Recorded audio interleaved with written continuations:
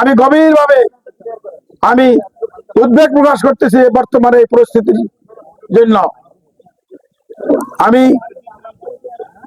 দুঃখ প্রকাশ করতেছি এবং প্রতিবাদ জানাচ্ছি ওসমান হাদি ভাইয়ের উপর গুলি করার জন্য।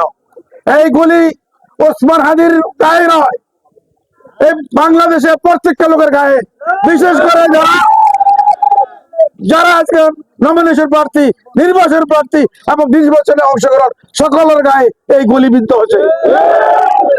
আমি এর তীব্র প্রতিবাদ নিন্দা জানিয়ে এবং দোষীদেরকে অবিলম্বে গ্রেপ্তার করে নির্বাচনের পরিবেশ সুন্দর সুষ্ঠু করার জন্য আজকে জনতা কেন রাস্তা নেমে আসছে, তার একমাত্র কারণ ইনকিলাব মঞ্চের মুখপাত্র ওসমান হাদিকে এবং বিএনপি থেকে মনোনীত চট্টগ্রাম ৮ আসনের মনোনীত প্রার্থীকে গুলি করার কারণে দেশে যে নৈরাজ্য সৃষ্টি হচ্ছে, তার সরকারের কাছে, প্রশাসনের কাছে আমরা অনুরোধ করব যে আপনারা নির্বাচন দিয়েছেন, সেই নির্বাচনে জনগণ স্বাগত জানিয়েছে এবং বিএনপি সহ অন্যান্য দল সবাই স্বাগত জানিয়েছে। সুতরাং নির্বাচন আপনাদের সাথে সহযোগিতা করব, কিন্তু নির্বাচন পরিবেশ বজায় রাখার দায়িত্ব প্রশাসনের। আমি আবারও বলছি এর প্রশাসনের, বাট আমরা জনগণ আপনাদের পাশে আছি, কাছে থাকবো, সহযোগিতা করব সুষ্ঠু নির্বাচনের জন্য।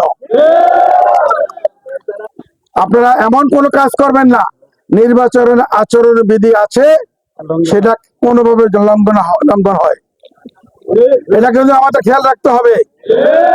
যদি নির্বাচনের আচরণ বিধি আমরা লঙ্ঘন করি, তার ফল আপনারা জানেন, জেল জুলুম শেষ না, আপনাদের কাঙ্ক্ষিত আমার যে নমিনেশন সেটা কেড়ে নিয়ে যাবে।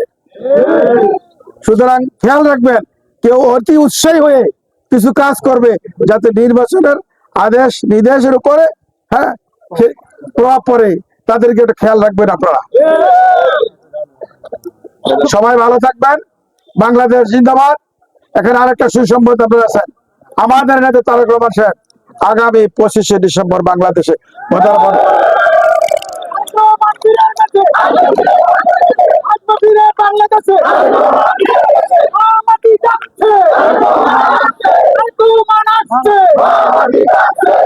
বাংলাদেশের 18 কোটি মানুষ বিশ্বাস করে যেদিন বাংলার মাটিতে আমাদের নেতা তারেক রহমান পদার্পণ করবেন, সেদিন এই ধরনের কোন বিশৃঙ্খলা সৃষ্টি করতে পারবেন না ইনশাআল্লাহ।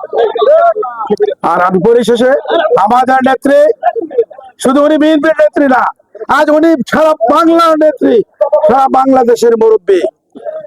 উনি অসুস্থ, ওনার জন্য দোয়া কামনা করে, দোয়া প্রার্থনা করে